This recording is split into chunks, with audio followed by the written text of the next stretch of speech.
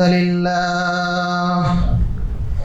إن الحمد لله نحمده ونستعينه ونستغفره ونعوذ بالله من شرور أنفسنا ومن سيئات أعمالنا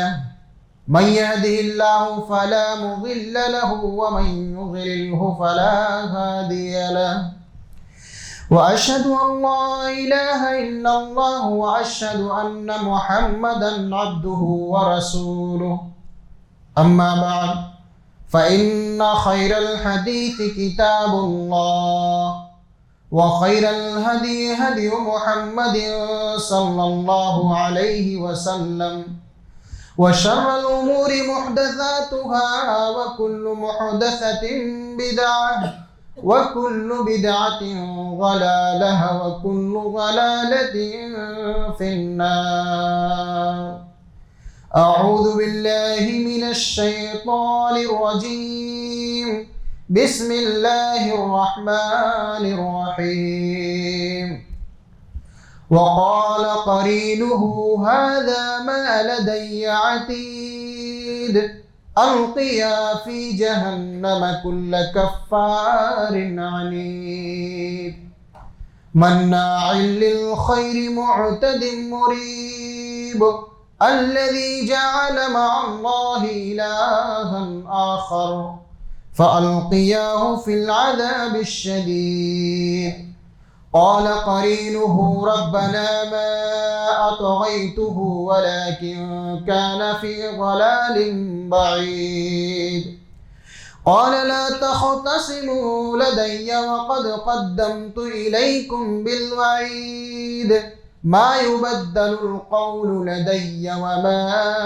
أنا بظلام للعبيد. يوم نقول لجهنم هل امتلأت وتقول هل من مزيد وأزلفت الجنة للمتقين غير بعيد هذا ما توعدون لكل أواب حفيظ. من خشي الرحمن بالغيب وجاء بقلب منيب ادخلوها بسلام ذلك يوم الخلود. قال الله تعالى في كلامه المجيد وسارعوا إلى مغفرة من ربكم وجنة عرضها السماوات والأرض أعدت للمتقين. وقال النبي صلى الله عليه وسلم كل بني آدم خطاء وخير الخطائين التوابون. معزز سامعین، عزیز دوستوں، بزرگوں، ہم سن ہم عمر نوجوانوں اور میری پردہ نشین ماؤں اور بہنوں، تمام قسم کی تعریف، بڑائی اور کبریائی اس وحدہ لا شریک کے لیے ہم بیان کرتے ہیں جس نے ہم تمام انسانوں کو اس کائنات کے اندر، اس دنیا کے اندر اشرف المخلوقات بنا کر بھیجا اور ہماری رشد و ہدایت کے لیے انگنت انبیاء کرام کا سلسلہ اس دنیا میں مبعوث فرمایا۔ اللہ رب العالمین کی بڑائی کبریائی کے بعد درود و سلام کا نذرانہ پیش کرتے ہیں اللہ کے تمام انبیاء کرام پر، خصوصاً آخر نبی تاجدار مدینہ جناب محمد الرسول اللہ صلی اللہ علیہ وسلم پر، کہ جن کو اللہ رب العالمین نے اس دنیا کا، اس کائنات کا آخری نبی، آخری رسول، آخری اسوہ، قدوہ اور نمونہ بنا کر بھیجا۔ معزز سامعین، خطبہ مسنونہ کے بعد میں نے قرآن مجید میں سے ایک آیت تلاوت فرمائی جس میں اللہ رب العالمین اپنے بندوں کو حکم دے رہا ہے کہ تم اپنے رب کی مغفرت کی طرف دوڑو۔ وَسَارِعُوا إِلَى مَغْفِرَةٍ مِّن رَبِّكُمْ، اپنے رب کی مغفرت کی طرف دوڑ کر آؤ۔ اور کس چیز کی طرف؟ وَجَنَّةٍ عَرْضُهَا السَّمَاوَاتُ وَالْأَرْضُ أُعِدَّتْ لِلْمُتَّقِينَ، اور اس جنت کی طرف دوڑ لگاؤ، جنت کی طرف سبقت کرو جس کی لمبائی چوڑائی آسمان و زمین کے برابر ہے۔ اور وہ جنت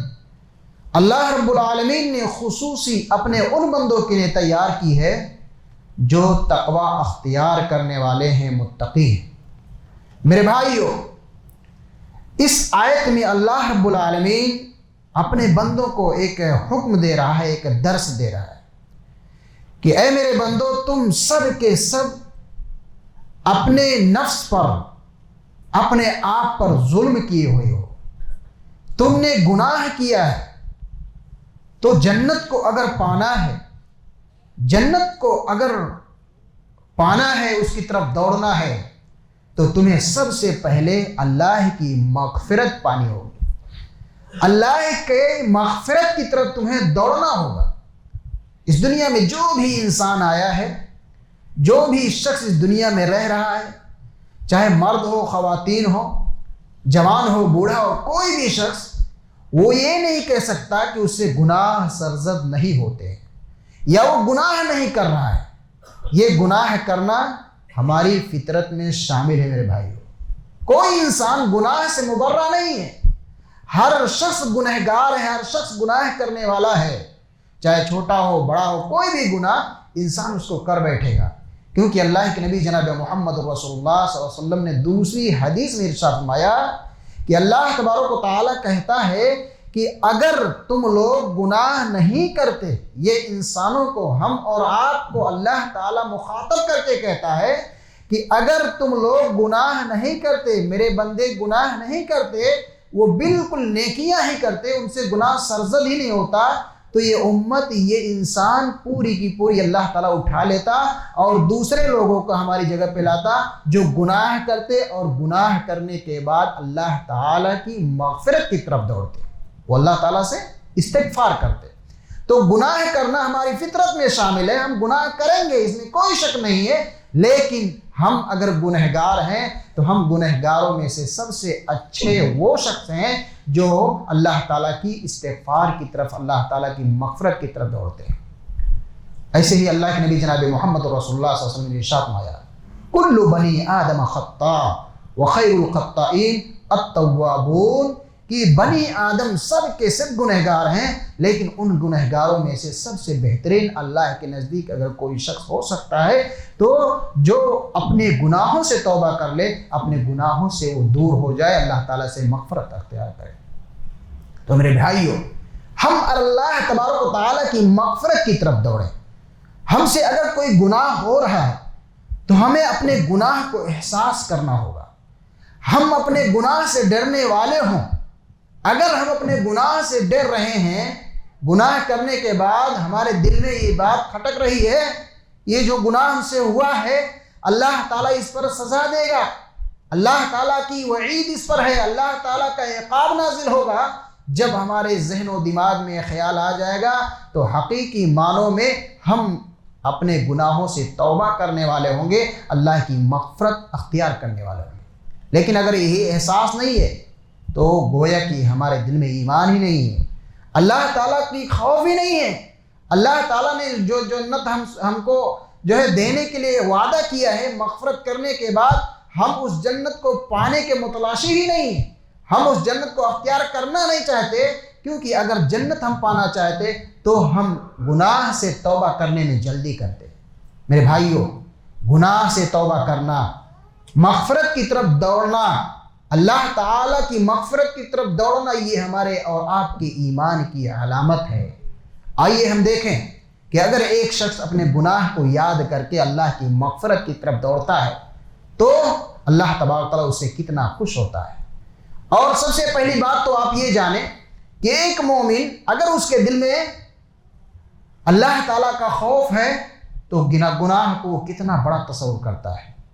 کتنا بڑا تصور کرتا ہے۔ حضرت انس بن مالک رضی اللہ تعالیٰ عنہ اپنے دور کے لوگوں کو کہا کرتے تھے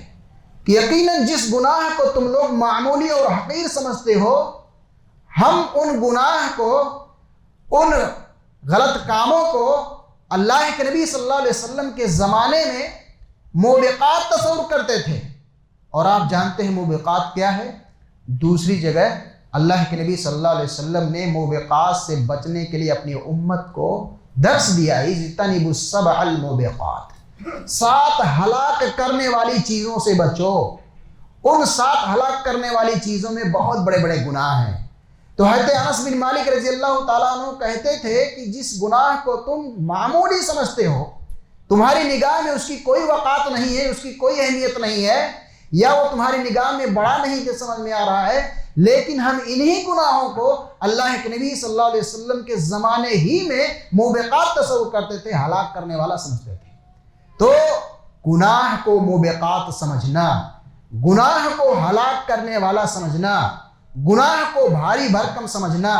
ہمارے اور آپ کے ایمان کی علامت ہے میرے بھائیوں۔ دوسری جگہ اللہ کے نبی جناب محمد رسول اللہ صلی اللہ علیہ وسلم نے ارشاد فرمایا، ان المؤمن یرى ذنوبه كأنه قائد تحت جبل يخاف ان يقع عليه، کہ ایک مومن اپنے گناہ کو پہاڑ تصور کرتا ہے، اگر اس سے معمولی سا گناہ بھی ہو گیا، گناہ کو یاد کر کے اس گناہ کو پہاڑ سمجھتا ہے کہ میں اس پہاڑ کے نیچے بیٹھا ہوا ہوں، قریب ہے یہ پہاڑ میرے سر پر گر جائے، میرے اوپر گر جائے، میں تباہ و برباد ہو جاؤں۔ اس لیے وہ مومن فوراً اللہ تبارک تعالیٰ کی مغفرت کی طرف دوڑتا ہے، اللہ تبارک تعالیٰ سے اپنے اس گناہ کی مغفرت کرواتا ہے، وہ راستے اختیار کرتا ہے، وہ اسباب چننے کی کوشش کرتا ہے جن راستوں پر چلنے کی وجہ سے اللہ رب العالمین اس بندے کے گناہوں کو معاف کرتا ہے۔ اور وہیں پر ایک فاجر، اس کی شکل کیا ہوتی ہے؟ وَإِنَّ الْفَاجِرَ يَرَى ذُنُوبَهُ كَذُبَابٍ مَرَّ عَلَىٰ أَنفِهِ فَقَالَ بِيَا، ایک فاجر جس کا دل بالکل سخت ہو چکا ہے، ایمان سے خالی ہے، وہ چھوٹا گناہ ہو بڑا گناہ ہو کوئی بھی گناہ ہو، اس کو ایک معمولی مکھی کے معنی سمجھتا ہے جو اڑتے اڑتے اس کے آگ کے ناک پر بیٹھ گئی ہو، اور وہ یہ سمجھتا ہو کہ میں اسے آگ کے اشارے سے کر دوں گا اور مکھی بھاگ جائے گی۔ یعنی فاجر جو ہوتا ہے، شقاوت قلب جو ہوتا ہے، جس کے دل میں ایمان نہیں ہوتا ہے، وہ گناہ کو بہت ہی معمولی سمجھتا ہے، مکھی کے برابر سمجھتا ہے، لیکن وہیں پر ایک مومن گناہ کو پہاڑ تصور کرتا ہے کہ وہ پہاڑ کے نیچے بیٹھا ہے اور وہ پہاڑ اس کے اوپر گر جائے گا، وہ ہلاک و برباد ہو جائے گا۔ تو ہمارے دل میں اگر یہ تصور ہو رہا ہے، اگر ہم سمجھ رہے ہیں کہ گناہ جو ہم نے کیا اس کی سزا ہمیں ملنی ہے اور یہ ہم کو تباہ و برباد کرنے والا ہے، تو یہ ہمارے ایمان کی علامت، ہمارے دل میں ایمان ہے۔ آئیے دیکھیں، گناہوں سے توبہ و استغفار کرنا، اللہ کی مغفرت کی طرف دوڑنا، یہ انبیاء کرام کا مشن رہا ہے، انبیاء کرام کا عمل رہا ہے، ان کا شیوا رہا ہے۔ حضرت آدم علیہ السلام اور حضرت حوا علیہ السلام سے جب گناہ سرزد ہوتا ہے، جب وہ اس جنتی درخت جس کے قریب جانے سے اللہ رب العالمین نے سختی سے منع کیا تھا، کچھ بھی ہو جانا لیکن اس درخت کا پھل نہ مت کھانا، لیکن شیطان نے ان کو بہکایا، کہا کہ اگر اس جنت کے پھل کو کھا لو گے، اس درخت کے پھل کو کھا لو گے تو تم فرشتے ہو جاؤ گے، یا تو ہمیشہ ہمیں جنت میں رہنے والا بن جاؤ گے۔ ان لوگوں کو بہکا لے گیا، اب وہ دونوں لوگ میاں اور بیوی اس جنتی درخت کے پھل کو کھا لیتے ہیں جس سے اللہ رب العالمین نے انہیں منع کیا تھا۔ بعد میں پھل کھانے کے بعد اللہ رب العالمین نے ان کو جنت سے نکال دیا اور ان کے بدن پر جو کپڑے تھے اس کو بھی چھین لیا، جنتی پتوں سے وہ اپنے بدن کو ڈھانکنے لگے۔ اللہ رب العالمین نے کہا، کیا میں تم لوگوں سے یہ نہیں کہا تھا کہ اس درخت کے قریب مت جانا ورنہ تم گھاٹے کا سودا کرو گے؟ تب انہوں نے اللہ رب العالمین سے فوراً لو لگایا، اللہ کی مغفرت کی طرف دوڑے اور ایک زبان ہو کر کہنے لگے، کیا کہا؟ ربنا ظلمنا انفسنا وان لم تغفر لنا وترحمنا لنكونن من الخاسرین، کہ اے میرے پروردگار، ہم نے اپنے نفس پر اپنی جان پر ظلم کر لیا ہے، اگر تو ہمارے اوپر رحم نہیں کرے گا، ہمارے گناہ کو معاف نہیں کرے گا، تو اپنی رحمت کی بارش ہمارے اوپر نہیں کرے گا تو ہم خائب و خاسر ہو جائیں گے۔ وہیں سے درس ملتا ہے ہم تمام انسانیت کو کہ اگر ہم گناہ کر لیتے ہیں، گناہ ہم سے سرزد ہو جاتا ہے، فوراً ہمارے ہاتھ اللہ کی بارگاہ میں اٹھنے چاہیے میرے بھائی، ہمیں اپنے گناہ کو یاد کر کے اللہ تبارک تعالیٰ سے رونا چاہیے، گناہ کو ختم کرنے کے لیے اللہ تعالیٰ کے سامنے سجدہ ریز ہونا چاہیے، راتوں کو اٹھ کر اپنے چھوٹے بڑے گناہوں کو یاد کر کے اللہ تبارک تعالیٰ کے سامنے آنسو بہانا چاہیے۔ یہ ہمیں اپنے باپ آدم اور ماں حوا علیہ السلام سے ایک سبق اور درس ملتا ہے۔ دوسری جگہ حضرت یونس علیہ السلام کو جب اللہ رب العالمین نے ابتلا و آزمائش میں ڈالا، انہوں نے ایک معمولی گناہ کیا، اللہ تبارک تعالیٰ کے حکم کے بغیر بستی سے نکل گئے، فوراً کو احساس ہوا اور اللہ کی مغفرت کی طرف دوڑے، لا الہ الا انت سبحانک انی کنت من الظالمین، کہا کہ اللہ میں ظالموں میں سے ہو جاؤں گا اگر تو میرے اوپر رحم نہیں کرے گا۔ فوراً انہوں نے اللہ تعالیٰ کی مغفرت کی طرف دوڑ لگائی۔ ایسے ہی انبیاء کرام کے آپ جب زندگیوں کو پڑھیں گے، قرآن مجید میں ان کی دعائیں خصوصی طور پر موجود ہیں، کس طرح سے وہ اللہ رب العالمین سے رو رہے تھے، اللہ کی مغفرت کی طرف دوڑ رہے تھے۔ آئیے دیکھیں صحابہ کرام میں سے کچھ لوگ اگر ان سے کوئی غلطی ہوئی ہے تو وہ کس طرح سے اللہ تعالیٰ کے خوف سے ڈرے، اللہ تبارک تعالیٰ کی سزا سے ڈرے اور اس ڈر کی وجہ سے اللہ کی مغفرت کی طرف دوڑے۔ ایک بہت ہی مشہور واقعہ آپ لوگ سنے ہوں گے، حضرت ماعز بن مالک اسلمی رضی اللہ تعالیٰ عنہ، اس سے بہت بڑا گناہ سرزد ہو جاتا ہے۔ جب گناہ کا احساس ہوتا ہے فوراً بھاگتے ہوئے نبی صلی اللہ علیہ وسلم کی خدمت میں حاضر ہوتے ہیں اور کہتے ہیں طہرنی یا رسول اللہ، اے اللہ کے رسول ہم کو آپ پاک کر دیجئے۔ نبی صلی اللہ علیہ وسلم فرماتے ہیں کس چیز سے پاک کرنا ہے؟ انہوں نے کہا میں حد کو پا چکا ہوں،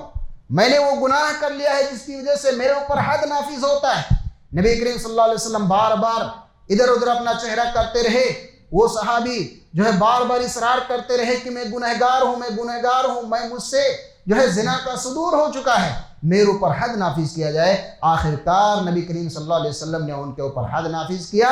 اور وہ اللہ تبارک تعالیٰ کی جو مغفرت کی طرف دوڑ کر آئے تھے انہوں نے اللہ کی مغفرت کو پا لیا۔ اتنا ہی نہیں، جب صحابہ کرام ان کو رجم کر رہے تھے تو ان کے اوپر ایک پتھر لگا اور جس کی وجہ سے خون کا فوارہ کسی صحابی کے اوپر گیا تو انہوں نے ان کو برا بھلا کہا کہ یہ گنہگار ہیں، انہوں نے اتنی بڑی جو ہے سزا کی ہے، تو انہوں نے ان کو برا بھلا کہا۔ نبی کریم صلی اللہ علیہ وسلم نے فرمایا کہ اے خالد بن ولید، انہوں نے جس طرح سے توبہ کی ہے اگر ان کی توبہ مدینہ کے 70 لوگوں میں تقسیم کر دیا جائے تو ان کی مغفرت کے لیے ان کی توبہ یہ کافی ہو جائے گی۔ یہی واقعہ سیم غامدیہ عورت جو نبی کریم صلی اللہ علیہ وسلم کی خدمت میں حاضر ہوئی، انہوں نے بھی اپنے گناہوں سے معافی اور تلافی کے لیے اللہ کے نبی صلی اللہ علیہ وسلم سے کہا کہ اے اللہ کے نبی مجھے بھی پاک کیجیے، ان کو بھی پاک کیا گیا۔ اور ایسے ہی ایک تیسرا واقعہ جو احادیث کی کتابوں میں موجود ہے، بہت ہی لمبی روایت،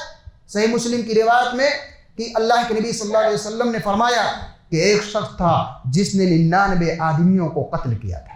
99 آدمیوں کو قتل کیا تھا۔ جس طرح سے ہم اپنی زبان میں کہتے ہیں نا 100 چوہا کھا کر بلی حج کو چلی،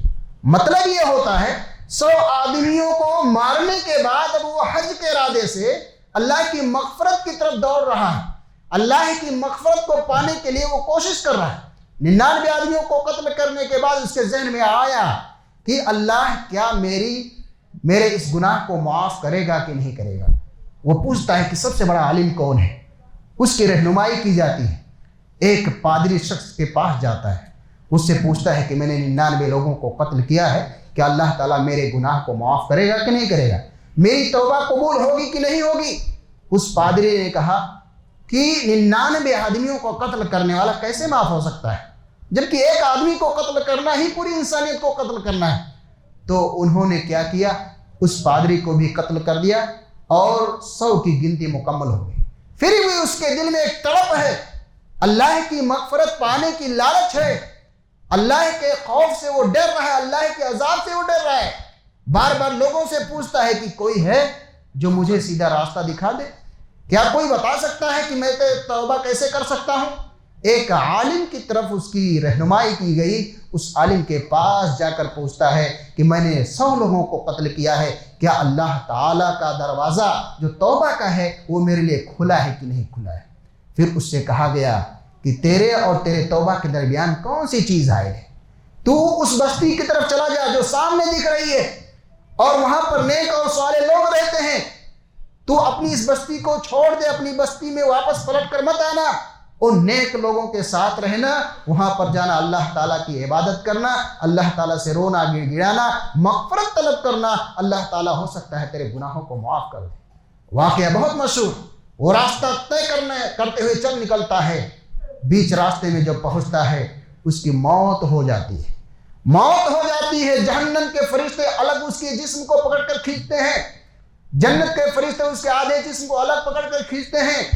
دونوں جھگڑتے ہیں، کہتے ہیں، جنت کا فرشتہ کہتا ہے یہ تائب ہو کر نیک لوگوں میں شامل ہونا چاہتا تھا، ہم لوگ اس کے جسم کو، اس کی باڈی کو جنت میں لے جائیں گے۔ جہنم کے فرشتے کہتے ہیں یہ 100 لوگوں کا قاتل تھا، کبھی اس نے اللہ کا نام نہیں لیا، ناحق لوگوں کا خون بہایا، ہم اس کو جہنم میں لے جائیں۔ وہیں پر اللہ تبارک تعالیٰ نے ایک ایسے شخص کو انسان کی شکل میں فرشتے کو نازل کرتا ہے، حاکم بنا کر، فیصلہ کرنے والا بنا کر۔ معاملہ یہ طے پاتا ہے کہ اگر یہ نیک بستی سے قریب ہوگا تو یہ جنت میں جائے گا، اور بری بستی سے قریب اس کی جسم پائی جائے گی تو یہ جہنم میں جائے گا۔ دونوں زمینوں کو ماپا جاتا ہے، پیمائش کی جاتی ہے۔ ایک بالسٹ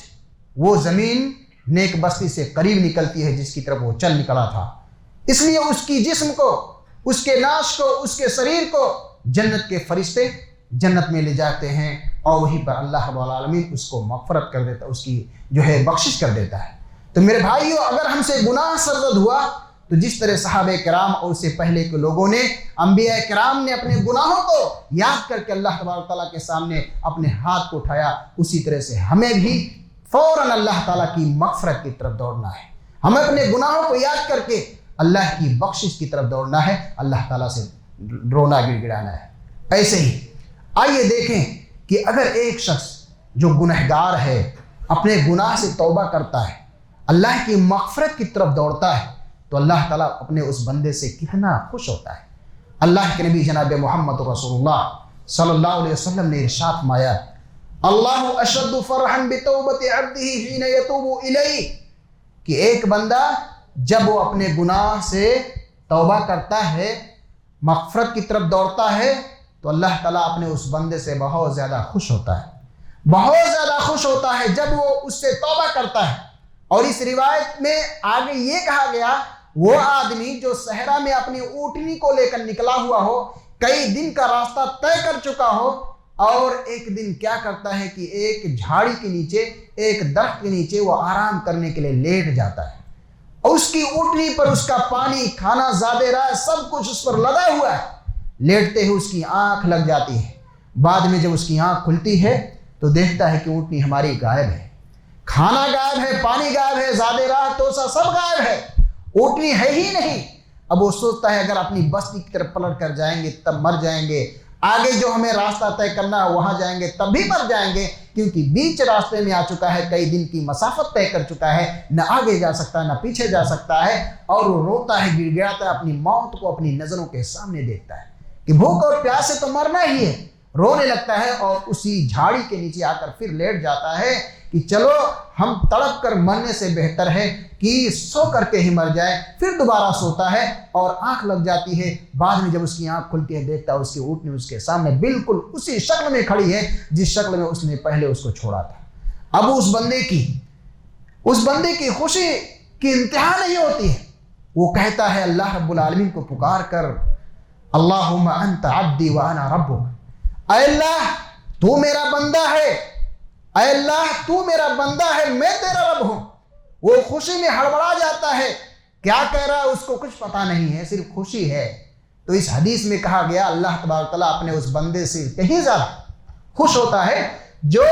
اپنی اس نعمت کو پا کر کے، موت کو اپنے سامنے سے ہٹتا ہوا دیکھ کر کے اللہ تبارک و تعالیٰ کو اپنی جگہ پر لاد کر کھڑا کر دیا اور اپنے آپ کو اللہ تعالیٰ کی جگہ پر بٹھا دیا۔ تو جتنا یہ بندہ خوش ہوتا ہے اس سے کہیں زیادہ اپنے اس بندے سے اللہ تعالیٰ خوش ہوتا ہے جو اپنے گناہ کو یاد کر کے اللہ کی مغفرت کی طرف دوڑتا ہے۔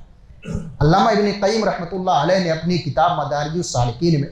ایک واقعہ نقل کیا ہے۔ کسی شخص نے دیکھا کہ ایک عورت اپنے بیٹے کو مار رہی ہے، پیٹ رہی ہے، کسی غلطی پر سرزنش کر رہی ہے، اور ادب سکھلانے کے لیے کیا کیا کہ اس کو اپنے گھر سے نکال دیا،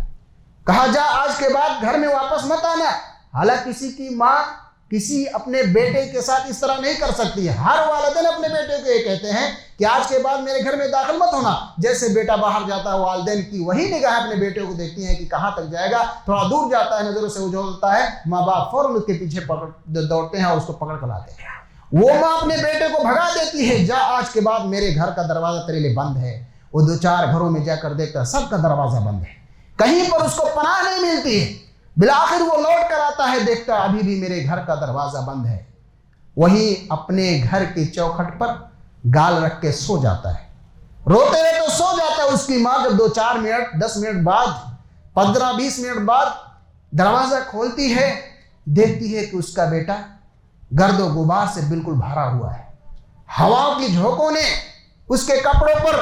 گرد و غبار لا کے پاٹ دیا ہے۔ ماں نے جب اپنے بیٹے کی حالت دیکھی، بیٹے کے اوپر فوراً ٹوٹ پڑی اور کہا، میرے بیٹے کیا میں تجھ کو یہ نہیں کہتی تھی کہ جو میں بات کہتی ہوں مانا کر، میری نافرمانی نہ کر؟ دیکھ تیرے لیے کوئی گھر کا دروازہ کھلا نہیں تھا، کیا میں تجھ کو یہ نہیں کہتی تھی میرے علاوہ اس گاؤں میں اس محلے میں تیرا کوئی خیر خواہ نہیں ہے، تجھے اپنے گھر میں کوئی پناہ دینے والا نہیں ہے؟ تو اللہ تبارک و تعالیٰ جتنی یہ ماں اپنے بیٹے سے محبت کرتی ہے، اس سے کہیں زیادہ 70 ماؤں سے زیادہ اپنے اس بندے سے محبت کرتا ہے۔ اپنے اس بندے کو کہتا ہے جو بندہ اللہ تعالیٰ کی طرف دوڑ کر آتا ہے، اپنے گناہوں سے معافی مانگتا ہے۔ اللہ تعالیٰ کہتا ہے، اے میرے بندے کیا میں تجھ کو یہ نہیں کہتا تھا کہ تو گناہ کرتے جا رہا ہے، سوچ رہا ہے میں اپنی دنیا میں مست ہوں؟ کیا میں تجھ کو یہ نہیں کہتا تھا کہ تیرا میرے پاس ہی پلٹ کر آنا ہے، میں ہی تیرے گناہوں کو معاف کرنے والا ہوں، تیرے گناہوں کو کوئی اور معاف نہیں کرے گا۔ دنیا میں کسی بھی دربار پر چلا جائے، کسی بھی ولی پیر فقیر کے دربار پر چلا جائے، کہیں بھی چلا جائے، تیرے گناہوں کو معاف کرنے والا کوئی نہیں ہے سوائے میرے دربار کے، تجھے میری طرف ہی پلٹ کر آنا ہے۔ اللہ تعالیٰ دوسری جگہ قرآن مجید میں ارشاد فرماتا ہے، قُلْ يَا عِبَادِيَ الَّذِينَ أَسْرَفُوا عَلَىٰ أَنفُسِهِمْ لَا تَقْنَطُوا مِن رَحْمَةِ اللَّهِ، کہ اے میرے بندو جنہوں نے اپنے نفس پر ظلم کیا ہے وہ اپنے آپ کو میری رحمت سے دور مت سمجھیں، تم میری رحمت سے مایوس مت ہو جاؤ، میں تمہاری مغفرت کروں گا، میں تمہاری بخشش کروں گا، تم میرے سامنے اپنے ہاتھ کو اٹھاؤ۔ اللہ تعالیٰ دیکھیں موقع کتنا دے رہا ہے ہمیں اور آپ کو ہماری اپنی بخشش کرنے کے لیے۔ اللہ کے نبی جناب محمد رسول اللہ صلی اللہ علیہ وسلم ارشاد فرماتے ہیں، اللہ یبسط یدہ باللیل لیتوب مسیء النہار ویبسط یدہ بالنہار لیتوب مسیء اللیل حتی تطلع الشمس من مغربها، کہ اللہ تبارک تعالیٰ صبح کو اپنے ہاتھ کو پھیلاتا ہے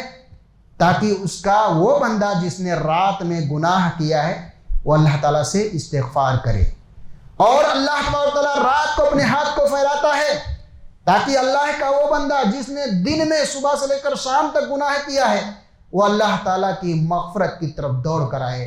اور یہ معاملہ کب تک رہتا ہے؟ جب تک کہ سورج مغرب سے طلوع نہ ہو جائے، اس وقت تک یہ معاملہ قائم رہے گا۔ اللہ تبارک تعالیٰ اپنے بندے کا منتظر رہے گا کہ میرا بندہ کوئی جو گناہ کر کے بیٹھا ہوا ہے وہ میرے پاس آئے، استغفار کرے، میں اس کی مغفرت کروں۔ دوسری جگہ اللہ کے نبی جناب محمد رسول اللہ صلی اللہ علیہ وسلم نے ارشاد فرمایا کہ اللہ تبارک تعالیٰ یہاں تک کہتا ہے کہ میرے بندے اگر آسمان و زمین کے برابر بھی گناہ کر کے آئیں اور صرف ایک مرتبہ کہہ دیں کہ اے اللہ میرے گناہوں کو تو معاف کر دے، تو میں اس کے گناہوں کو معاف کر دوں گا، کوئی پرواہ نہیں کروں گا۔ تو میرے بھائیوں، اللہ تبارک تعالیٰ ہمیں اسباب مہیا کرتا ہے، ہمیں موقع فراہم کرتا ہے کہ ہم اپنے گناہوں سے معافی اور تلافی کریں، ہم اللہ رب العالمین کی مغفرت کی طرف دوڑ کر آئیں۔ آج ہم جس مہینے سے گزر رہے ہیں بہت ہی بابرکت مہینہ ہے، پورا کا پورا مہینہ مغفرت کا مہینہ ہے۔ اگر ہم اس مہینے کو پا کر کے اللہ کی مغفرت کی طرف دوڑ نہ پائیں تو اس مہینے کو پانے کا کوئی بھی فائدہ نہیں میرے بھائی، کیونکہ اللہ کے نبی جناب محمد رسول اللہ صلی اللہ علیہ وسلم نے حدیث میں ارشاد میں آپ صلی اللہ علیہ وسلم منبر پر چڑھ رہے تھے، 3 مرتبہ آمین کہا۔ صحابہ کرام نے پوچھا کہ اللہ کے نبی اس سے پہلے تو آپ نے اس طرح کیا نہیں، منبر پر چڑھتے وقت آپ 3 مرتبہ آمین کہتے چلے گئے۔ تو نبی کریم صلی اللہ علیہ وسلم نے ارشاد فرمایا، جب میں منبر پر چڑھ رہا تھا تو میرے پاس حضرت جبریل علیہ السلام آئے اور کہا کہ اللہ تبارک و تعالیٰ اپنے اس بندے کو اپنی رحمت سے دور کر دے، اپنی مغفرت سے دور کر دے، جو جنت کا جو رمضان کا مہینہ پا کر کے اپنی بخشش نہ کروا سکا، وہ جنت حاصل نہ کر سکا، اے محمد صلی اللہ علیہ وسلم آپ اس جملے پر آمین کہیے۔ تو میں نے جبریل علیہ السلام کے کہنے کی وجہ سے آمین کہا۔ میرے بھائیو، آپ اندازہ لگائیں کہ رحمت سے دوری کی دعا کون کروا رہے تھے؟ جبریل علیہ السلام۔ کس شخص کے تعلق سے؟ جو رمضان کا مہینہ پا کر کے اس میں عبادت نہیں کرتا ہے، اللہ کی مغفرت کی طرف دوڑتا نہیں ہے، اپنے گناہوں کو معاف نہیں کرواتا، اور آمین کون کہہ رہے ہیں؟ ہمارے اور آپ کے نبی جناب محمد الرسول اللہ صلی اللہ علیہ وسلم۔ کیا اللہ تعالیٰ جبریل علیہ السلام کی دعا آپ صلی اللہ علیہ وسلم کا آمین کہنا قبول نہیں کرے گا؟ کوئی شخص صاحب ایمان ہے وہ ہرگز اس بات سے انکار نہیں کر سکتا کہ اگر جبریل علیہ السلام نے اس بندے کے لیے جو بد دعا کی ہے اور آپ صلی اللہ علیہ وسلم نے آمین کہی ہے، جو مغفرت کی طرف دوڑ نہیں لگاتا ہے تو اس کی مغفرت نہیں ہو سکتی۔ کوئی شخص اس سے انکار نہیں کر سکتا۔ تو ہمارے اور آپ کے سامنے یہ رمضان مبارک کا مہینہ پورا کا پورا مغفرت کا مہینہ ہے۔ ہمیں اللہ رب العالمین کی طرف دوڑ لگانا ہے، اللہ کی مغفرت کو پانے کے لیے ہر ممکن کوشش کرنی ہے۔ ہمیں نبی کریم صلی اللہ علیہ وسلم کے طور طریقے کو جاننا ہے کہ آپ صلی اللہ علیہ وسلم رمضان مبارک کے مہینے میں کس طرح سے عبادت کیا کرتے تھے۔ آپ صلی اللہ علیہ وسلم باقیہ مہینوں میں قرآن مجید کی تلاوت ایک مرتبہ کیا کرتے تھے، قرآن مجید کو ایک مرتبہ جو ہے ختم کیا کرتے تھے، لیکن جو آخری سال تھا آپ صلی اللہ علیہ وسلم کا، جس میں آپ صلی اللہ علیہ وسلم کی وفات ہوئی، اس سال جب آپ رمضان مبارک کا مہینہ پائے، اس میں 2 مرتبہ آپ صلی اللہ علیہ وسلم نے قرآن مجید کو ختم کیا۔ تو آپ یہ بھی جانیں کہ یہ رمضان مبارک کا مہینہ پانا ہمارے لیے مغفرت کا سبب ہے۔ اسی طرح سے اس مہینے میں قرآن کا پڑھنا یہ بھی ہمارے لیے مغفرت کا سبب ہے، کیونکہ اللہ کے نبی جناب محمد رسول اللہ صلی اللہ علیہ وسلم نے ارشاد فرمایا کہ روزہ اور قرآن یہ قیامت کے دن اللہ تبارک و تعالیٰ کے سامنے کھڑے ہو جائیں گے اور اللہ کے اس بندے کے تعلق سے سفارش کریں گے، اللہ سے جھگڑیں گے کہ اے اللہ میں اس کو رات میں سونے نہیں دیتا تھا، یہ میری تلاوت کرتا تھا، تو اس کی مغفرت فرما۔ روزہ کہے گا اے اللہ صبح سے لے کر شام تک میں نے اس کو کھانے پینے سے روک دیا، تیرا یہ بندہ گنہگار ہے، روزہ رکھنے کی وجہ سے تو اس کی گناہوں کو معاف کر دے۔ اللہ تبارک و تعالیٰ اس کے روزے کی سفارش کی وجہ سے، قرآن مجید کی تلاوت کی وجہ سے اور قرآن مجید کی سفارش کی وجہ سے اللہ تبارک و تعالیٰ اپنے اس بندے کی خطا کو معاف کر دے گا۔ میرے بھائیو، ہم محاسبہ کریں کہ رمضان مبارک کا مہینہ پا کر کے ہم اللہ کی مغفرت کس مقدار میں حاصل کر رہے ہیں، اللہ کی مغفرت کی طرف کتنا دوڑ رہے ہیں۔ بہت سارے چہرے آپ دیکھتے ہوں گے، ہم دیکھتے ہیں جو شکل سے بالکل مسلمان لگ رہے ہیں، بالکل مسلمان لگ رہے ہیں، سفید داڑھی ہے، ڈرائیور ہیں، وہ گاڑی چلا رہے ہیں، ایک عذر پیش کرتے ہیں کہ ہم روزہ نہیں رکھ سکتے، بھوک اور پیاس برداشت نہیں کر سکتے۔ اتنا ہی نہیں، آپ 2-4 سال پیچھے جا کر دیکھیں، کچھ ہوٹل اور ریسٹورنٹس ایسے بھی ملتے تھے، جب رمضان مبارک کا مہینہ آتا تھا تو وہ ریسٹورنٹ والے ایک خصوصی پردہ ان لوگوں کے لیے لگا دیتے تھے جو مسلمان ہوتے تھے اور روزے کا مہینہ پا کر روزہ نہیں رکھتے تھے، تاکہ وہ پیچھے چھپ کر کے اور کھانا کھا لیں، وہاں پر چائے پانی پی لیں۔ لیکن بے شرمی کی حد یہ ہو گئی ہے کہ اب ان ریسٹورنٹ سے، ان ہوٹلوں سے وہ پردے بھی ہٹ گئے ہیں جو بچی کچی شرم و حیا تھی ہمارے ان بھائیوں پر جو ہماری قدر کر کے آپ کی قدر کرتے اپنے چہرے کو چھپاتے تھے اور وہ جا کے چھپ کر کے روزہ نہ رکھنے کی وجہ سے کھانا کھاتے تھے۔ آج بے شرمی کی حد یہ ہو گئی ہے، کھلے طور پر وہ پردے نہیں ہیں، کسی کی شرم و حیا نہیں ہے، وہ کھلے طور پر کھاتے ہیں، کسی سے بھی نہیں ڈرتے، نہ بندوں کا شرم و حیا ہے، اسی طرح سے نہ اللہ رب العالمین کا خوف ان کے دل میں ہے۔ تو میرے بھائی، روزہ رکھنا بھی ہمارے لیے مغفرت کا ذریعہ ہے۔ اللہ کے نبی جناب محمد رسول اللہ صلی اللہ علیہ وسلم نے ارشاد فرمایا، من صام رمضان ایمانا واحتسابا غفر له ما تقدم من ذنبه، کہ اگر کوئی ایک بندہ اللہ رب العالمین کے لیے روزہ رکھتا ہے ایمان و احتساب کے ساتھ تو اللہ تبارک و تعالیٰ اس کے گناہوں کو معاف کر دیتا ہے۔ روزہ رکھ کر کے ہم اپنی مغفرت کروا سکتے ہیں۔ ایسے ہی اس مہینے میں اور بھی کام ہیں، صدقات و خیرات زیادہ سے زیادہ دے کر کے ہم اپنے گناہوں سے معافی تلافی کرا سکتے ہیں۔ اللہ کے نبی جناب محمد رسول اللہ صلی اللہ علیہ وسلم نے ارشاد فرمایا کہ صدقہ گناہوں کو اسی طرح سے ختم کر دیتا ہے جس طرح سے پانی آگ کو بجھا دیتی ہے، اسی طرح سے لوہے کے اوپر جو زنگ لگا رہتا ہے آگ اس زنگ کو ختم کر دیتی ہے۔ تو صدقہ اس مہینے میں زیادہ سے زیادہ کریں، اللہ رب العالمین سے اس امید کے ساتھ کہ اللہ تبارک و تعالیٰ ہمارے گناہوں کو معاف کر دے گا۔ اور دوسری حدیث میں ملتا ہے کہ اللہ کے نبی صلی اللہ علیہ وسلم رمضان مبارک کے مہینے میں سخت تیز تند آدھی سے بھی زیادہ اس مہینے میں خرچ کرنے والے ہو جاتے تھے. تو آپ کے پاس، آپ کی مسجدوں میں، آپ کے دکانوں پر